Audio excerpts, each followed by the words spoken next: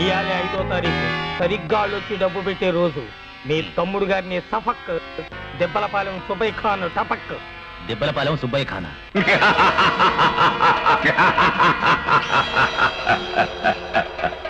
ఈ దిబ్బలపాలెం సుబ్బయ్య ఖాన్ తో ఏం పనుండొచ్చావురా లస్కోరా? ఎందుకు వచ్చానంటే మూర్ఛరాఘవాడు మెళ్ళో బెల్లేసినట్టు ఈ ఫోటో ఏముంటరా మెళ్ళో? ఎవడ్రా వీడు? ఈయనే మా బాసుగురు. బాసా? కళ్ళ గంతలు కట్టిన గుర్రంలో ఫేస్ వీడను. వీడు దాకా మరి నువ్వొచ్చావరా? పూర్వకాలంలో మహారాజులు పెళ్లిళ్ళు చేసుకునేటప్పుడు వాళ్ళు డైరెక్ట్ గా వెళ్లకుండా ఒక కట్టో కటారు పంపించేవారు. కత్తి పట్టుకునే అర్హత నీకెక్కడరా జంబా?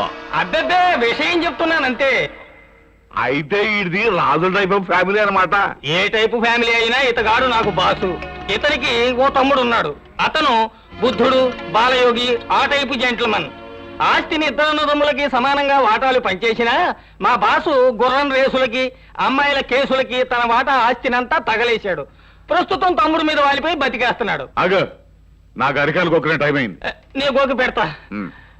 ఈయన తమ్ముడి గారి భార్య ఓ బిడ్డను కానీ కన్ను మూసింది. అంటే ఇప్పుడు ఆస్తి అంతటికి వారసుడు ఆ పశువుడే అన్నమాట. మా బాస ఎలాగూ పెళ్లి పెటాకులు చేసుకుని తగలడ్డ గనక ఆ పశువుని లేపేస్తే ఆస్తి అంతా తనదైపోతుందని ఈ పుణ్యకార్యం తలపెట్టాడు. అయితే ఆ చంటుకుంటాను చంపేశాడా? అక్కడే వచ్చింది చిక్కు.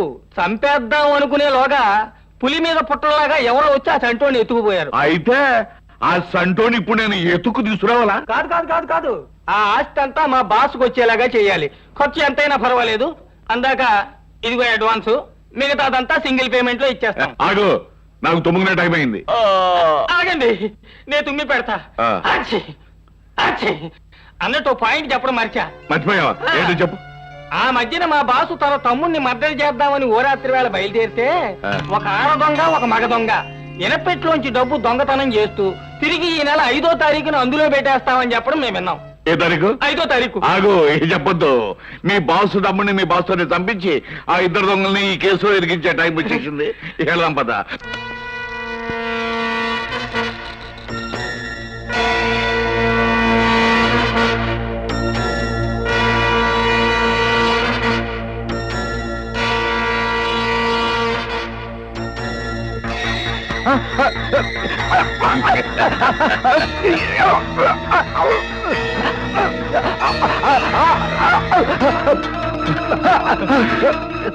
హరే రామ హరే కృష్ణ, హరే రామ హరే కృష్ణ.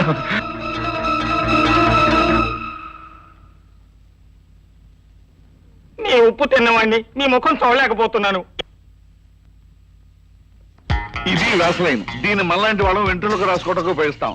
అదే పోలీసులు అయితే వేలుమతుల కోసం ఇలాంటి గేట్ల మీద రాస్తుంటారు. దీనివల్ల మనకేంటండి ఉపయోగం? ఓరి జంబా, ఈ రాత్రికి వాళ్ళు వస్తారా? గేట్ తోస్తారా? చేతులు పడతాయా? అప్పుడు వేలుమతులు పడిపోతాయా? దాంతో వాళ్ళు మద్దగా ఎదుర్కొంటారు కదా. నాకు వీపు కోకునే టైం అయింది. మీ ఇద్దరు ఎవరు కోకండి. మీరు కోకండి.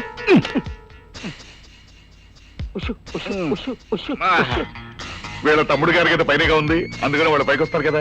అప్పుడు పౌడర్ మీద వేలిముద్రలు పడిపోతాయి. కాళ్ళతో నడిస్తే వేలుముద్రలు ఎలా పడతారా జంబా? కాళ్ళకు కూడా వేళ్ళు ఉంటాయి. జై ధనలక్ష్మి. వాళ్ళు ఇనపెట్టిలో డబ్బెట్టడానికి వస్తారా?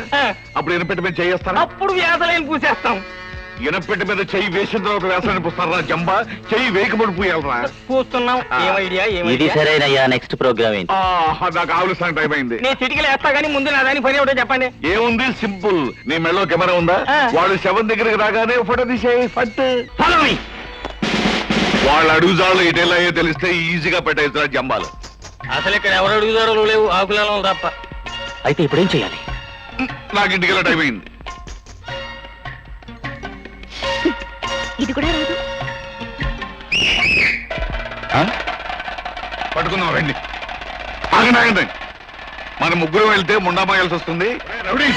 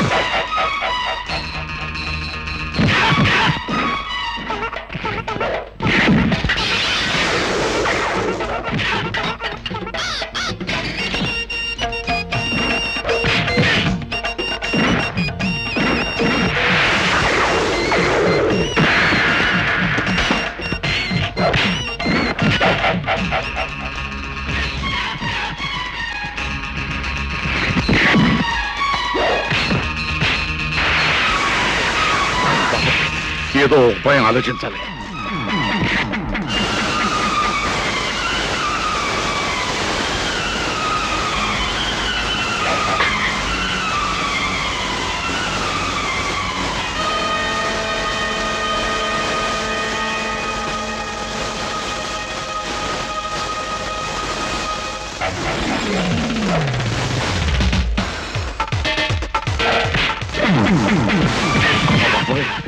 ఎక్కువ ఉంటే లాభం లేదు.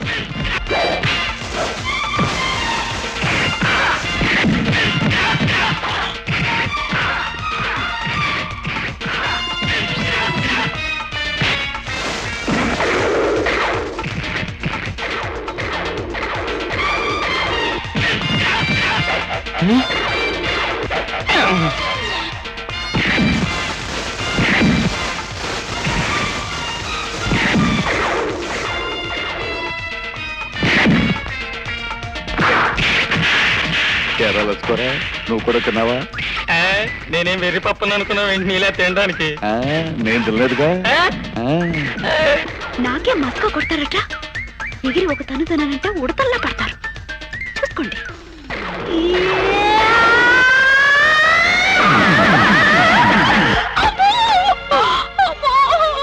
నడుము విరిగింది బాబు. పడంతా పైన పడ్డాను. కారు పెట్టి పైన పడ్డాను కాబట్టి సరిపోయింది. లేకపోతే పళ్ళు రాలేవి. ఒరే జంపాలు, మీ అంత తెలుస్తాను చూడండి. అయ్యో రే జంబా, పైకి వచ్చిందంటే ఇది ఏదో ఒకటి చేసేస్తుంది. పదో తరుకుందాం.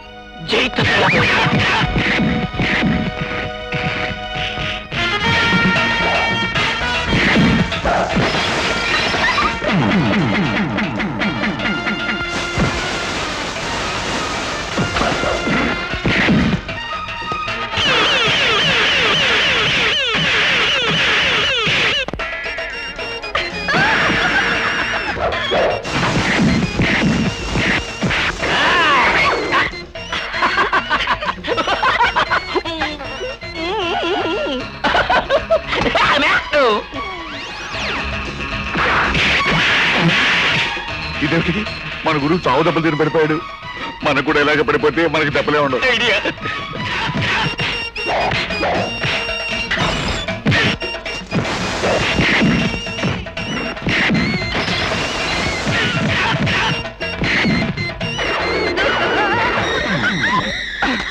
అరే ఇవి ఎక్కడ లేదు.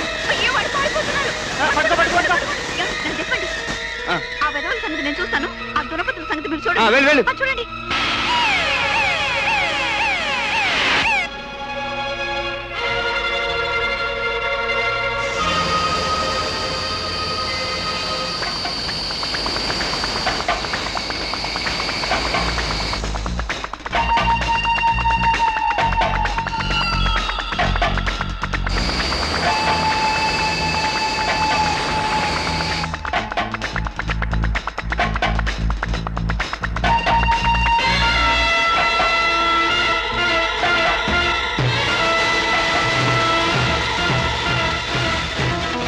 చూడండి.